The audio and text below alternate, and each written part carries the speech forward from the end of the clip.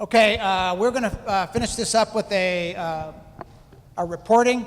I just thought this was important. We talk about reporting all the time. All of our hospitals do it.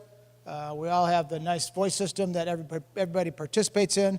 I think we have a lot of work to do in the outpatient world coming up and some of those areas. But this was, I think, an opportunity to give some ideas of not just my thing. I'm just going to talk with a few slides on reporting in general and what we think it is. I'm going to give everybody a challenge before I finish. And then we have an example from John talking about how reporting and the multiple types of reporting and follow-ups and so on they do in the employee safety world at Munson Medical Center. And then we have Dr. Fuller is going to come up from Manistee and talk about a case of her own and how this was and kind of report on another way that you can be transparently and learning in these processes. So, okay, so I guess I just told our objectives. So importance, learning, can be reported in many areas, learn the value and how of the immediacy. So all of us will talk, I think, to some extent about how quickly the reporting process and how important that is, and the transparency, which I think is a big one that you'll see when Dr. Fuller comes up, which I think is wonderful. So one of my favorites is always Samuel Smiles, who says, it is a mistake to suppose that men succeed through successes. They much more often succeed through failures. Precept, study, advice, and example could never have taught them as much as a failure has done. So, people might disagree with that or agree with that, but I think that's just a heads up that I think the reporting and the learning process, when you heard about the reliability stuff earlier, I call this the backbone because I think, obviously we try and prevent everything we can. We know that the two other areas of safety that I talk about with the detection and correction areas, the reporting is the key. And then reporting and something after the reporting is even more important. And I heard someone ask me earlier today, there's the black hole issue. We don't hear back. We don't have follow-up. So reporting, just like the huddle, is only as good as how you do it. Okay? So we can do, excuse me, we can do huddles in every single one of our hospitals, and we can have 70% or 80%, but if they're not done well, just like our timeouts in our OR, they don't mean a whole lot. Okay, so event reporting, basically, I kind of like this slide. Eliminate the latent weaknesses is the most effective way to manage human error. So that's another way to look at reporting, that it can be in a preventative way if you're looking at more of the leading indicator components or the process issues or the things that we can identify and then correct before they become bigger problems. Reporting, observation, and trending it and benchmarking, cause analysis, all these things are big parts of it. We had the question I had earlier was, how do we benchmark, how do we learn from it? And that's something I think we all need to do a better job of. I think when you're early on in this journey, you just try and increase reporting. You try and get transparency. You try and get people to use the tool. You try and make it so it's a usable tool. I think you'll hear Lindsay say that our reporting rates, went up at Munson Medical Center this year. That's a good thing, but it isn't the whole thing. It isn't everything until we learn from them and correct processes from doing that. So why don't we report events? And as many of you might know, it's still the three biggies, okay? It's the time that it takes or how easy it is to reporting, so we try and keep working on that and working on that. I think the RL Solutions is a good company. We had them on campus here just a little while ago. I think there's opportunities to keep improving that process, and we will work on it and work on it and work on it. I know that Otsego coming on with that system this summer. But we want to make it so it is short, it is a few minutes, especially if we want to get more doctors reporting. It has to be an easy process. So we all know that, and we all know that's a barrier to people reporting. The environment or the fact that people don't feel comfortable, or there's the punitive kind of environment, that's a huge, huge issue, and we hope that's not the case in all of our units. I would love to walk through units and just have everybody as transparent as possible. I think we sometimes get caught up in, I've heard somebody say, our doctor got voiced. Sometimes that's an issue. We don't really want, we do have to report issues, but we don't want it to be seen as a punitive tool. And then the black hole, and I'm going to give you a challenge here because we don't do this here in Munson Healthcare right now. And when people ask me what's the follow-up and what's the correctional process or how do we trend these near misses or if we do these a lot, we still don't have a high near miss ratio. I would say ours is probably somewhere around 17, 18, 20%. And I see some of these other industries there at 80, 90%, because that's what they do. They do observations, and they do the leading components and the near misses in huge amounts. But then they have to trend them, and they have to look at them, and then they have to learn from them and correct problems with them. So one of our issues is the black hole thing, where people only get the foul back. So I'm going to just challenge everybody, because one of the things that I liked really well when I was down the street at this place in Grand Rapids is we had event reporting teams, okay? And I remember the managers saying this was the favorite meeting they went to. And what happened was we would have them, all of the managers from all the departments, not as easy to do in the big hospital here, but maybe in some of our smaller hospitals, is they would have a meeting every 2 weeks, and then all the reporting and all the trending, and they would share amongst the units, and it would be a very, very, kind of standardized and very, I think, efficient way to look at these that people shared and learned from. So if we want to do something like that, maybe it's something we get through our huddles. If we have huddles going every day and people can start taking control of their reports at their units, they all have file managers at their units, and if they can start doing them and reporting them out, I know we have to have other issues with closing them out and so on, but I think just the opportunities to do that, if you do that on your own unit, I think those are opportunities as well. But I would just put a challenge out. If we could have some type of reporting structure like that, I think we're going to have the ability to do some more training opportunities and sharing amongst our units. And then knowing what to report, confidentiality, and how to report. So this is part of our job. I think this is part of our world. A lot of us work in the risk and safety world, and we need to do the education process and bring people on the best we can with this. So, like I said, the keys to them in the detection world that we talk about, positive today's events the causes of tomorrow's events exist today. So basically the transparency, the learning, the follow-up component, like I mentioned. Frequency is a huge, huge issue, how frequently we do it. There's got to be accountability up and down the line, so we don't just report them in a black hole, like I said, and it has to go up to the managers. And the wonderful time would be if we have our senior leadership involved in this as well on a regular basis. Strong responses to weak signals. This is basically just saying, this comes from Kathleen Sutcliffe, this is one of her terms. Basically, we respond to a defect. We respond to something that's just a defect before it ever becomes a problem. We see it as a big problem, so we respond to it aggressively.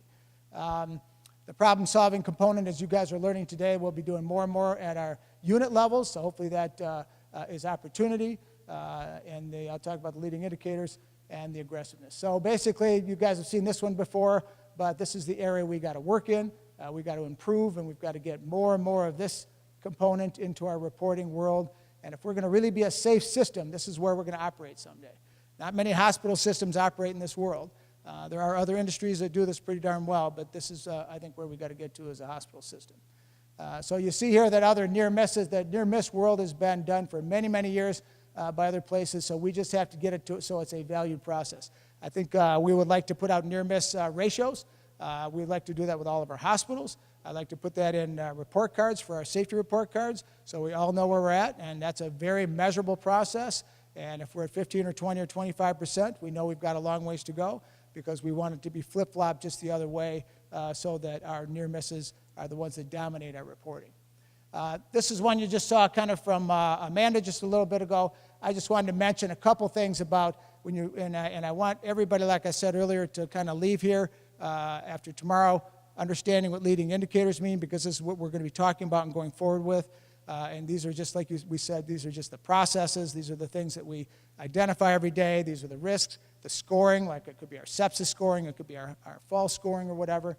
But I like this kind of thing that came from this, this study in Florida a while back, and they basically look at these as active and passive, and then they even looked at them as positive leading indicators. So you had the passive ones, like I'm doing, how many surveys have we had done, how many assessments, how many people have been trained, and you got the more active ones.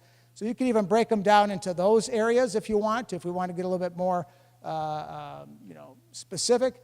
But this one I love because this is a great study that showed as they observed more positive observations or worker observations or safe observations of people talking, how they communicated, how they picked things up, how they handed things off, their rate was directly responsive to, they had a lower recordable incident rate, than they did if they had less. So if they had 3, if they had 5 or 6 for 200,000 hours, it was less than half of what their rate. So it's really amazing how this stuff affects the outcomes, and this had really nothing to do with injuries, had nothing to do with the lagging stuff or the tragedies or the big things that happened.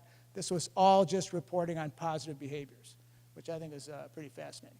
So the other systems, like I said, we've got lots of them that have done it in a lot of ways. I mentioned earlier the construction world. The FAA does this very, very well every day. We've got different companies that we've seen these done. These are some of the, I think these are actually the copies of what the construction company did that their Yetis would do, and they would check these off and do hundreds of these a week. The hospital one, like I mentioned, with the biweekly meeting and so on, I think is another good example of how we can report. So I just wanted to get that out quickly. I know I talked pretty fast there. I want to leave the time for our last 2 speakers here. But I just want to kind of set that up with the idea, with a couple challenges. One is that we report okay, I think, here. We have a good system. We need to take it to another level of increasing the fact that we're doing them more with our huddles. We have more ownership of this on our front lines and by our units. We have more physician reporting. I think that's going to be a focus going forward, that we can push that as our culture builds. It's better. We can get more and more physicians reporting and getting them involved more. And then, like I said, getting really, really good at the near misses in the leading indicator world, I think, is a big, big focus. So think about it. If any of you guys want to take this up and say you want to do an event reporting team and you want to meet on a regular basis, let Kathy and myself know, and we'll help you put that together. I would love to have one of you guys pilot that for us and see how that works for you. So, okay, so I'm going to pass it off to John and have him take over and talk about the employee safety. Thank you. We're on the home stretch, so thanks for staying with us. Just before I get into this a little bit, I've been at Munson. It'll be 18 years in August, and I've said this before, but this is by far the best work experience that I've ever had. I worked in hospitals in Chicago for many years and worked in some great hospitals and some not so great, but Munson by far is one of the best. And part of that has to do with the value of safety that's been here and seems to continue to grow. There, as Al talked this morning, it was a big milestone for safety to be adopted as a core value with Munson. That was a couple of years ago. That was a big deal. We always valued safety, but it wasn't an official core value. So that was a real milestone and kind of a day of celebration for us.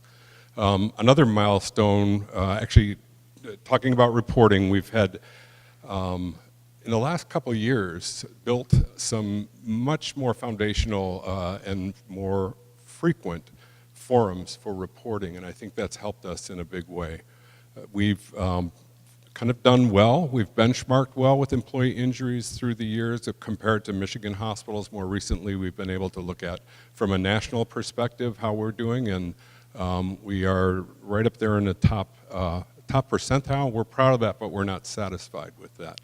So with that, I want to talk a little bit about, first, from an employee injury, if I get hurt or I have an exposure, I go to the voice system, and I think 7 of the 9 hospitals have voice as their reporting system, and I know that Amanda's working hard to get it available at Otsego. So report injuries through the voice system.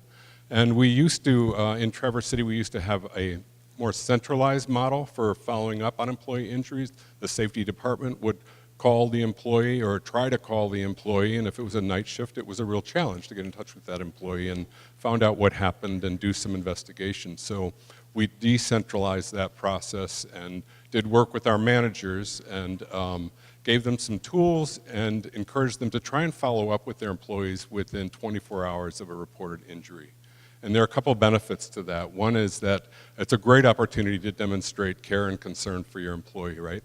I'll never forget, in maybe it was 5th grade, elementary school, I got hurt on the playground, cut my knee with glass, and the principal came and asked me if I was okay, made sure that I got to where I needed to go, really want to make sure I was okay. Left a lasting impression for me. Haven't told that story in a while. I'm not going to cry. But the other thing is it allows us an opportunity to engage our employees in problem solving.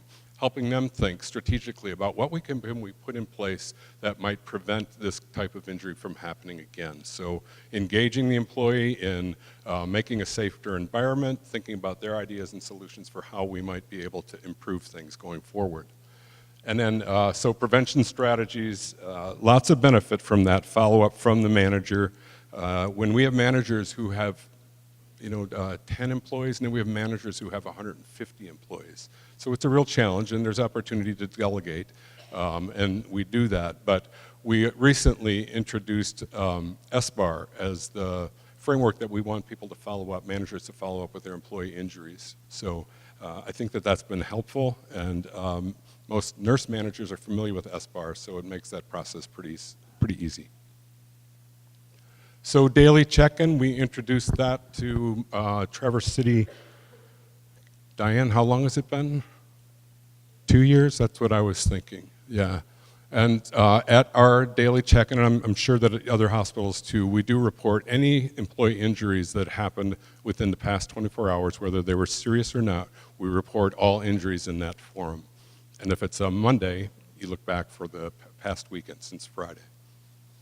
A lot of good work that goes on in that daily huddle, and shortly after there's post-DCI huddles, and lots of good conversations, problem solvings that occur. So that was a big improvement initiative when we went to our daily morning huddles with key stakeholders, managers, administrators, and so forth.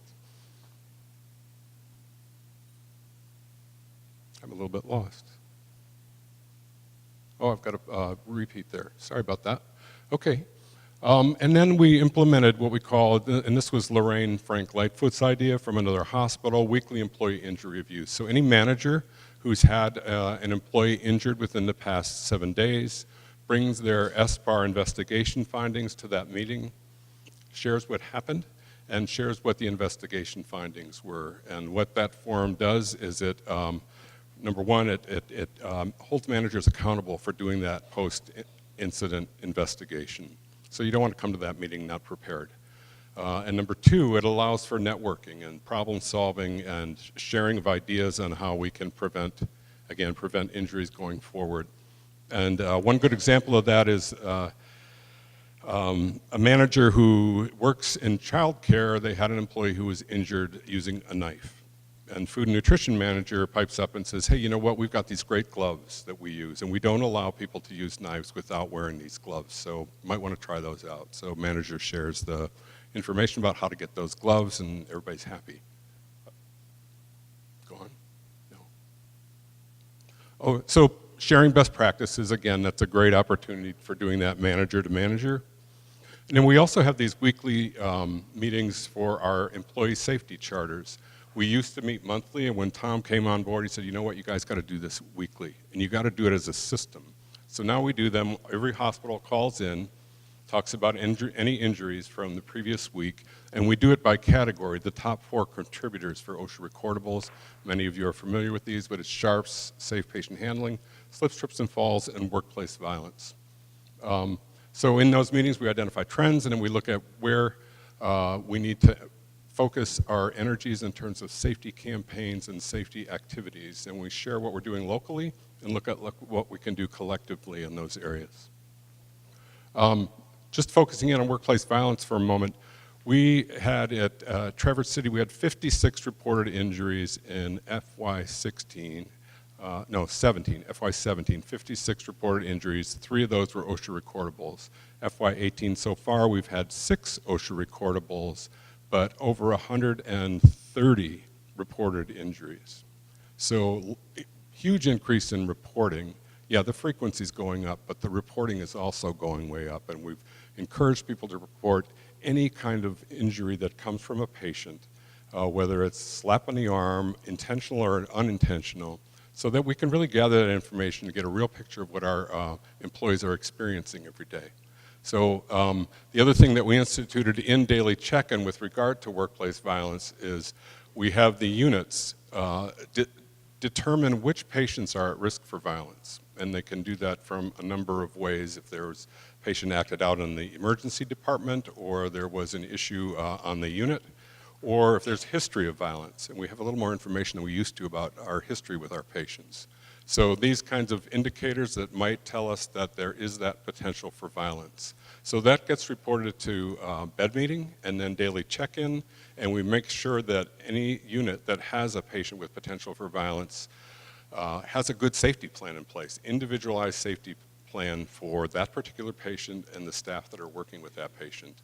And we have now a stop sign that goes on the door frame of the patient's room that just says, stop at the nursing station before you go into this room.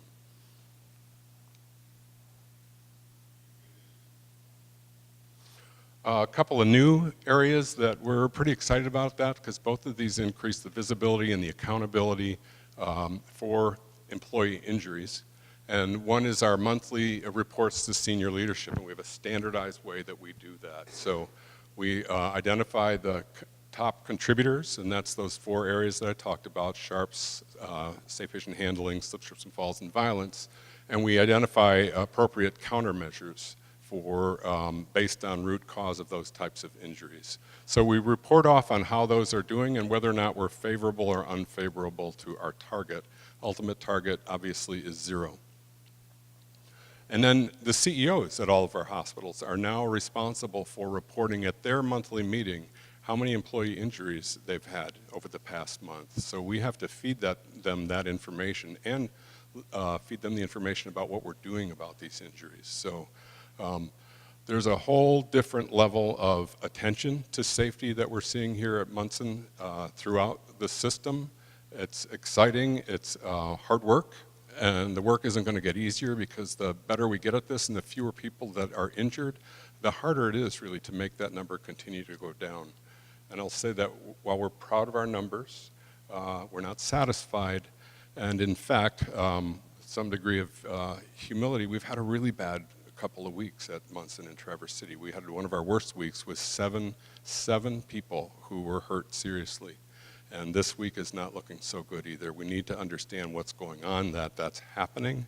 But we also need to remember that these are our coworkers. These are people with names, people with families, people with stress outside the hospital, stress on their work at work, and they're getting seriously hurt. So we're getting so good with our data, and we need to remember that these are people. They're not numbers, they're people, and their lives matter to all of us. Thank you.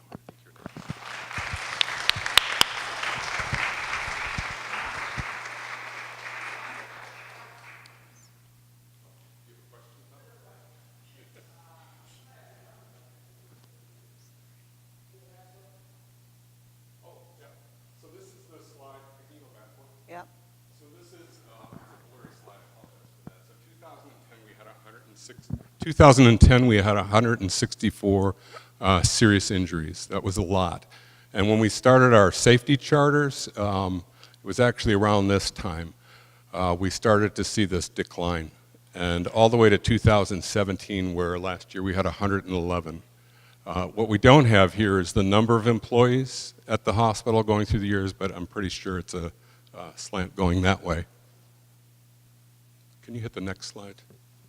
So this is an area that we'll be going into FY19, we'll be looking more closely at our rates, the total incident rate for OSHA recordables, and then the DART rate, which is days away or restricted duty.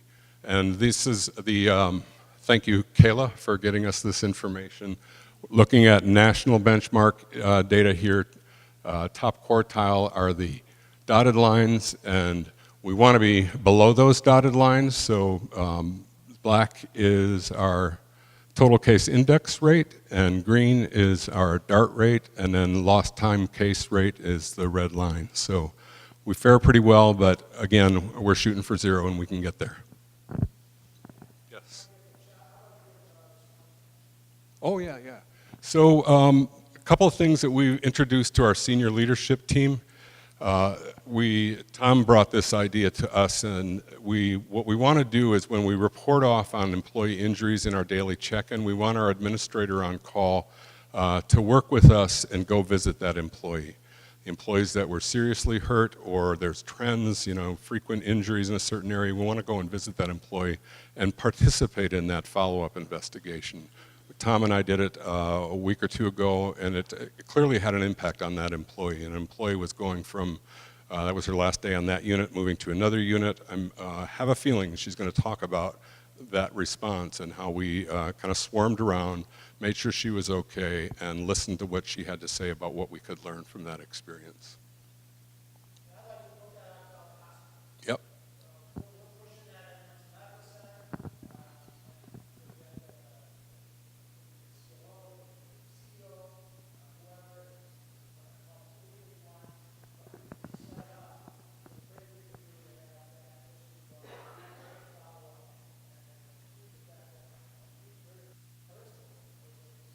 Right.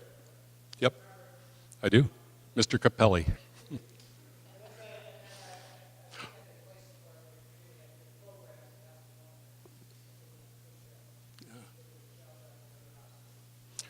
And then along the lines of continuous improvement, that weekly employee injury review, there's sometimes when people come and they dread going to that meeting, they don't really want to go to the meeting. They've got other meetings, other things they need to do after daily check-in. And we've found, some would question, you know, is it really working if our numbers are, and at that particular time we were talking about this really recent trend of uptick in injuries, but someone asked, is that really working? You know, is that a countermeasure that maybe we should think about or reconsider? And the response was that it's more effective when we have a senior leader there. So how about we have the administrator on call every week, attend that meeting? So there was receptiveness to that, and we're excited about implementing that too. Any other questions? Thank you. I'm Marion Fuller. I'm OBGYN from Manistee Munson Hospital, and I just want to thank Dr. Peterson for the opportunity to share my adverse event so that we can learn from it and some good things can happen from it. And so just a couple, to start out, this is an example of the Swiss cheese effect, where this adverse event had at least 5 things go wrong that day, and there were multiple barriers that could have stopped the adverse event from happening, and we'll go through those. So this was a Swiss cheese error, and I wish this was BS, but it was BSO. And so just a little bit of background terminology of what that means and kind of a little bit of nature of why this kind of happened is standardization is awesome and routine is awesome. And as an OBGYN, when we would do surgeries involving a hysterectomy, it was either take the uterus or take the uterus, tubes, and ovaries. And then about 2 years ago, it became the standard of care, and some great studies indicated that even if you're leaving the ovaries to go through a natural menopause, that just by removing the tubes, it decreases a woman's risk of course, fallopian tube cancer, because those are out, but also of ovarian cancer. So a new change in routine happened for us, which is kind of part of the issue. So as you can tell from that description, we had a 45-year-old female that had a very enlarged fibroid uterus. And she was scheduled and consented for a total laparoscopic hysterectomy with bilateral salpingectomy, so just her tubes. And unfortunately, the adverse outcome was that she had her hysterectomy and she had her tubes and ovaries removed. Now, just a little sidebar here. I want to really thank my risk manager, Diane, and she had really helped me through this process and some of the things we learned throughout the conference today. One of the great things was, it was number 4 on one of the pages, that the context and climate of respect and trust is very important to these types of things. And the very first time my interaction with Diane was a different adverse outcome. That was just a complication that happens, but you know, I want to report things so that they can help us through the process. And this is the first time I've had a risk manager that I didn't feel was against me. Like a lot of times the doctors think, oh, we're gonna be in trouble, or they're gonna think we're bad, or So there is that barrier to reporting, and she was so supportive, and that immediately got my respect for her as well as my trust, and we've had a wonderful working relationship since, so thank you. So how does this happen? I honestly thought the same thing of an eye story when I first got there, and I happened at our hospital very early on in my career, and I'm like, how can they do that? How can they operate on the wrong eye? Like, how does this actually happen? And then it happens to me. And again, sorry, another little sidebar, but why patient safety is so important to me is I was a very young doctor at one time. About 10 years ago, I was 6 months out of my residency program, and I had a horrific outcome of a maternal death. And the chances of that happening in a OB/GYN's career is darn near zero. And unfortunately, that happened to me only 6 months out of my career. It was a very rare condition called amniotic fluid embolism. And of course, a root analysis was done, and of course, I was devastated, and it took me forever just to feel like I would ever even want to be a doctor again.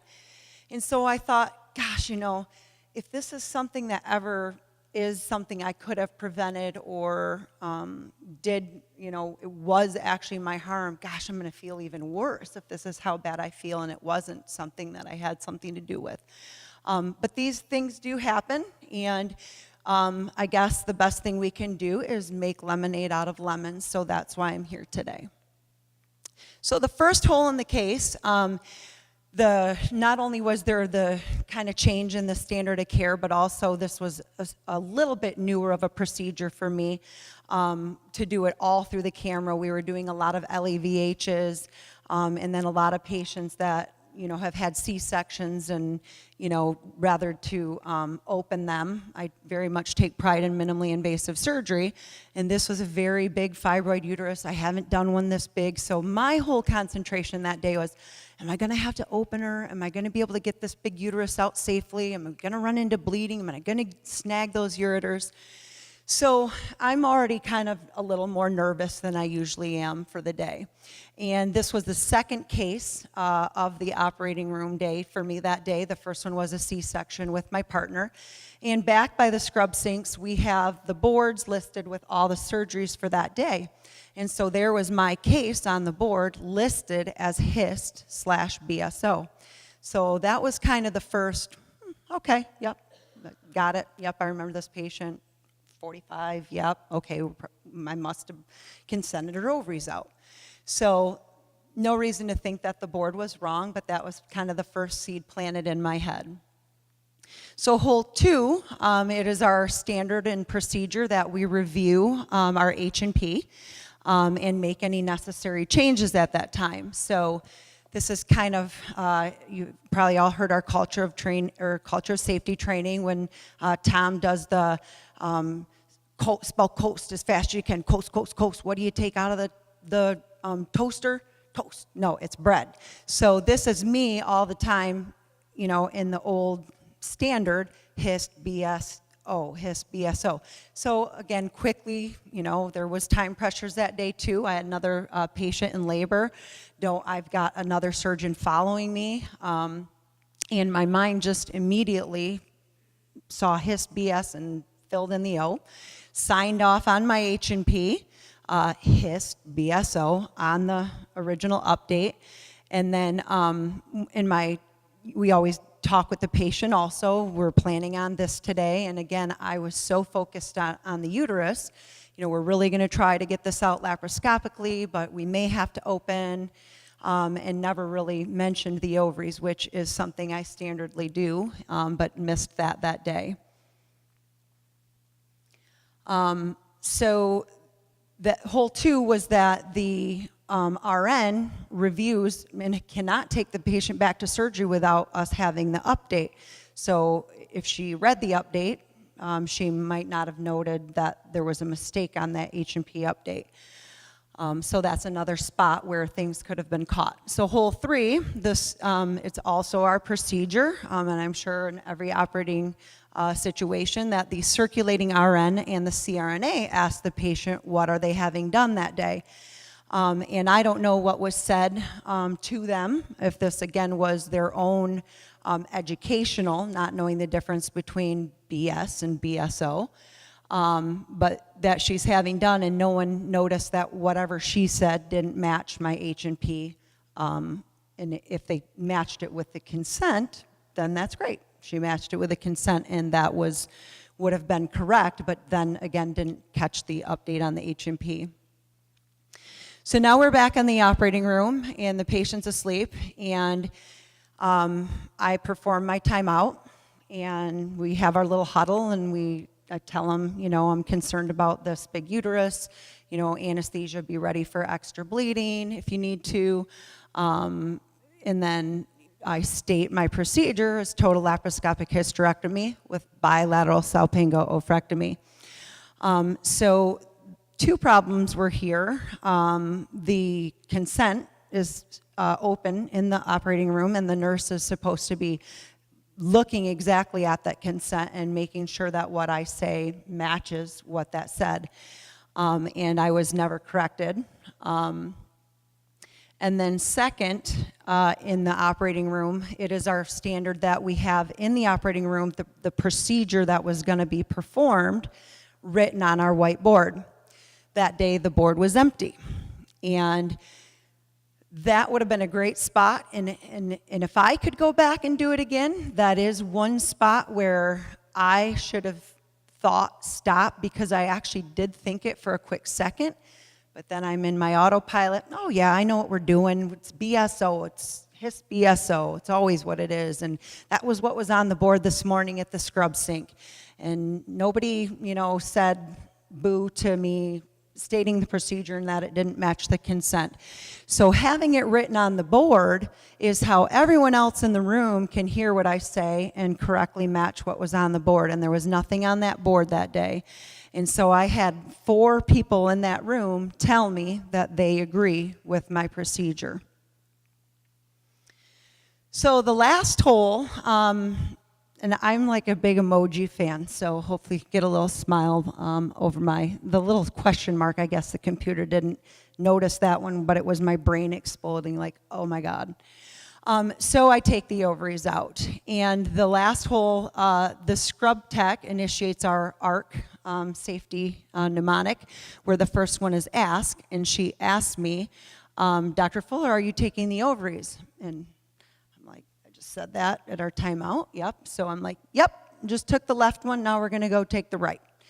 And so we got a chance to talk afterwards. And again, we don't want there to be the power gradient, and ask her, did you not feel comfortable asking me, or were you just kind of not sure based on the lingo of the procedure with the BS, BSO? And she said, I really don't remember. I don't think it was, a power distance, not feeling comfortable, but I just, there was something that just struck me when I was setting up for the day. I thought maybe, but, everybody seemed to think this is what was going on for the day. So that didn't trigger me either, because they ask a lot of questions, and we want to teach them, hey, taking the ovaries, are they following our procedure and whatnot? So, yep, just took the left one out. We're going to go take the right one now.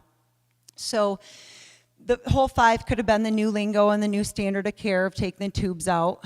And when not taking ovaries, the staff might not have been confident enough to go to the next step in the ARC and request that hey, something just doesn't feel right. Can we quick check the consent? So that would have been the last half of that. And it still would have been an adverse outcome, because I would have took one ovary, but at least we would have had the other ovary, so she could have went through a natural menopause. So when did the oh crap moment happen? So it could have happened anywhere along the lines. Could have happened when the patient started complaining of menopausal symptoms. But the surgery went really well. Knocked it out of the park until I found out it did the wrong procedure. So this nice big uterus comes out, minimal blood loss, no injuries. And at the end of the procedure, we label our specimens. And it was that moment that I was like, oh my gosh, check the consent. And sure enough, it said bilateral salpingectomy. So Immediately that moment, the procedure was pretty much finished. I just had to close the vaginal cuff and check the, do the cysto with the ureters. But afterwards, we did use our debriefing, and I took absolute full responsibility for the mistake because I'm the sharp end of the tool. And if there's anyone who got this wrong, it was me. Everything kind of lies on the physician's shoulders.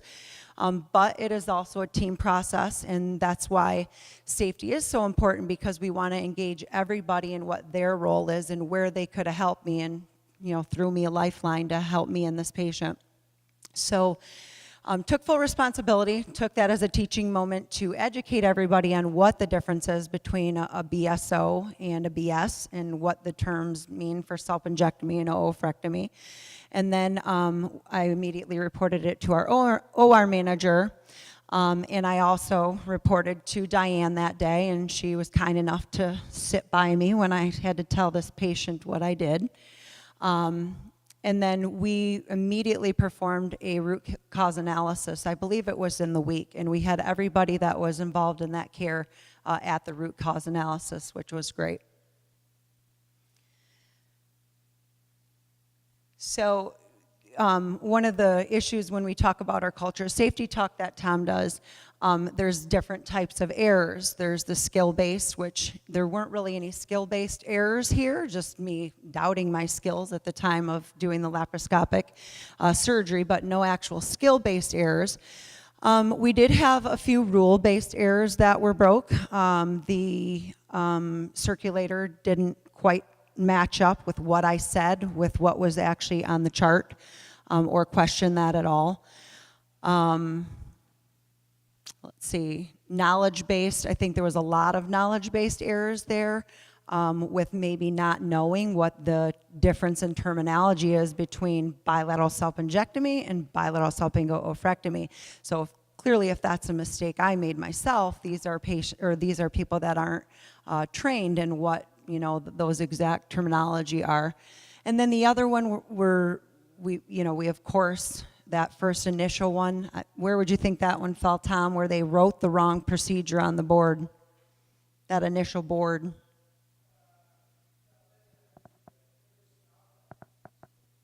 Yeah.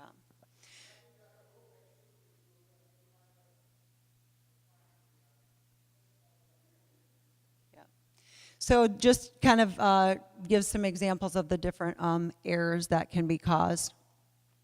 And then this slide back from his culture of safety talk too talks about the different blunt ends and the sharp ends. And of course, I'm the very sharpest end of all with my scalpel in my hand and sharp instruments. But of course, all staff is why all of this is happening, is we all want to be a part of it.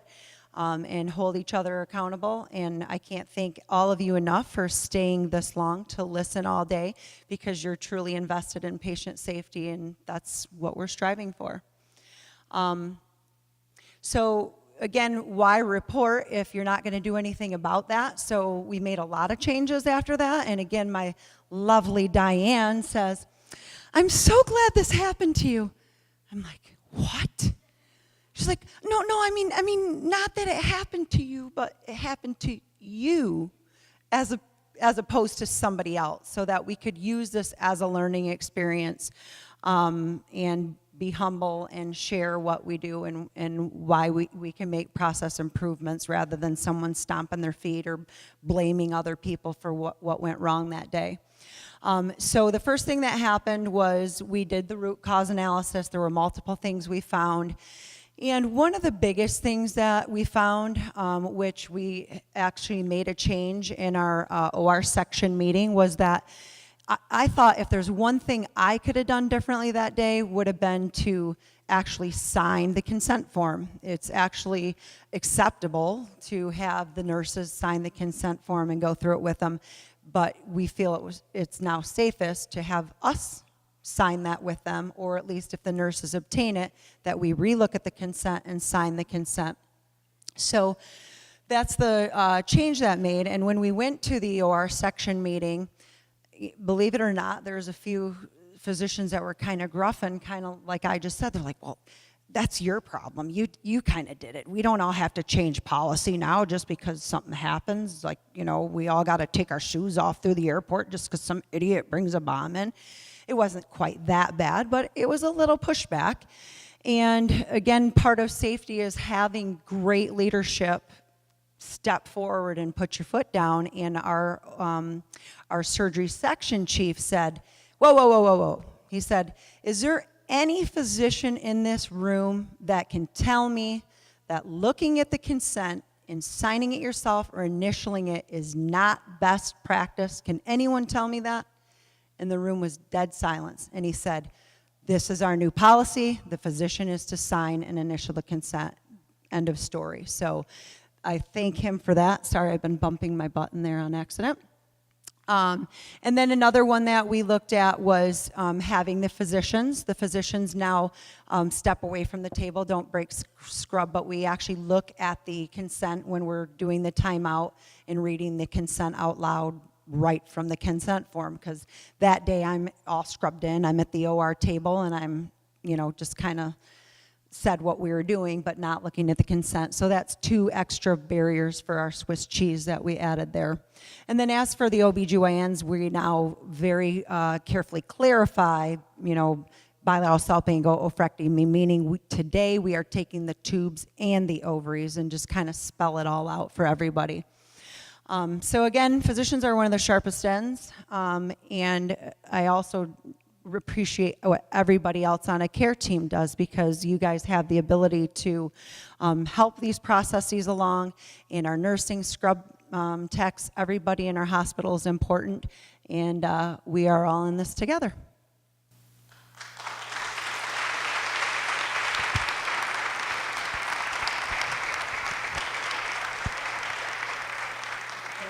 Wonderful. All right. Any questions?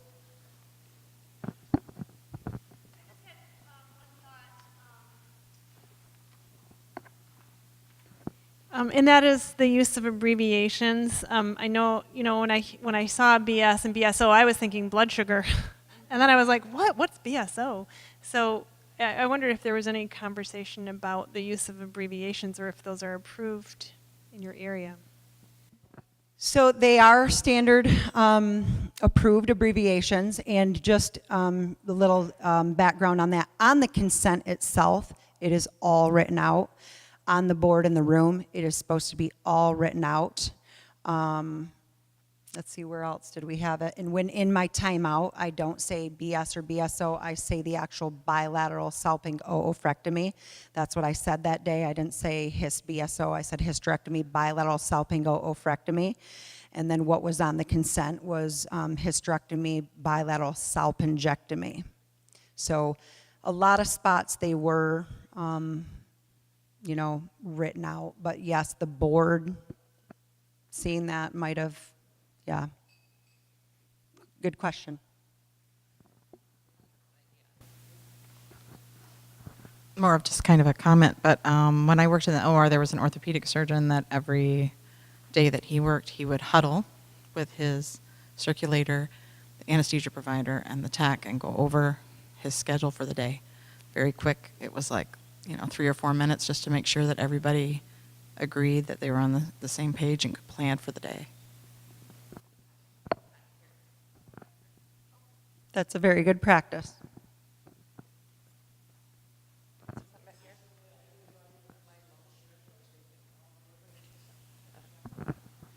Also, on your consent, would it not have to be patient understandable? Most patients don't necessarily understand your bilateral salpingectomy, oophorectomies should specifically be saying tubes, ovaries. So when they sign it too, because if nursing has the patient sign that, it's got to be of language that they understand. That's a great question, and I don't know if our college, American College of OBGYN, has looked at that, or if that is something definitely that we should look at. I know it's usually something Joint Commission CMS that we usually look at, that consents are with terminology that the patients can understand. Actually, I think that that's a great idea, and I think I will make that improvement in my practice, and I'll forward that to my partners. But I think that's a great idea to actually have that written in parentheses, tubes and ovaries or tubes only. That's a great idea, thank you. Yes. She was pretty upset. She was pretty upset. No, you can go into it more. I think that ultimately she forgave me, absolutely, but I think rightfully so. She was pretty upset. And I mean, we had to be honest and we explained things to her. I think she was mostly worried about the effect it would have on her health, because, you know, they basically go off what our recommendation is in the first place. I mean, we counsel them on what the risks and benefits are of keeping or leaving them. And some studies have shown that if you do take them out and you go immediately on hormone replacement, then your risks of the things of why it's beneficial to leave the ovaries, that's pretty much negated. So, you know, I explained that to her and that we would put her immediately on hormone replacement, and Diane, with her permission, had said, you know, we will do whatever we need to do to get you that for you at no added cost, and until you would have went through your natural menopause, and that's when we would normally recommend weaning off. So, but yeah, it was again, I definitely feel physicians are second victims. I mean, this was really hard on me again, and I think that what really made it very tolerable for me was the support of Diane. So again, thank you. And then I also got a call from my CEO that day, which was amazing to me. So the president of our hospital called and said, hey, you know, I know you feel horrible, and I want you to know we're in this together, and we're gonna take a look at this, and we're gonna improve our processes. And so it made it you swallow it a little bit easier, but it was still pretty hard. I mean, our goal is to also keep patients safe. That's the first thing we learn in medical school, primum nocere, or however you say it, you know. And so yeah, it stung pretty bad, and we want to do great things, and we want to help people when they come see us and not hurt them. But I think that having their support was very helpful.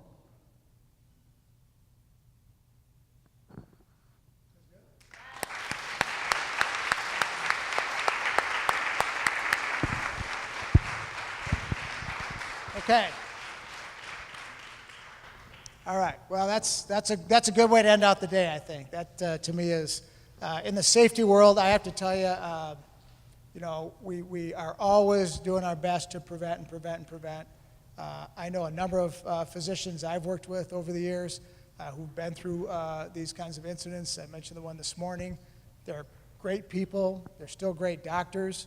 They're untoward events. But one of the things I think in the area that we work that's so, I mean, I don't want to say it's gratifying, but it's a very positive response to this, is when people like Dr. Fuller or the other physicians will use that as a learning process. And if we can learn from it, that's the next best thing. So I think that's a great, great thing. So we really appreciate her doing that today.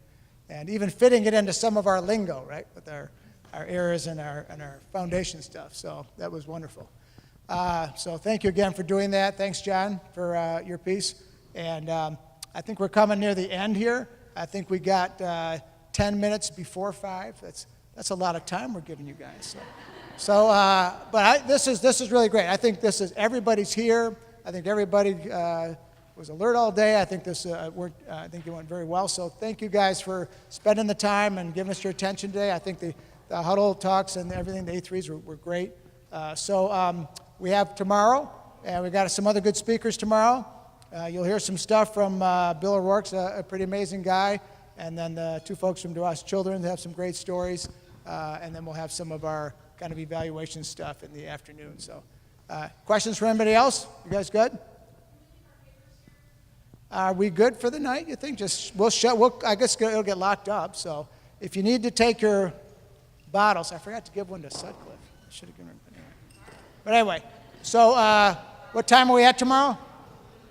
You guys?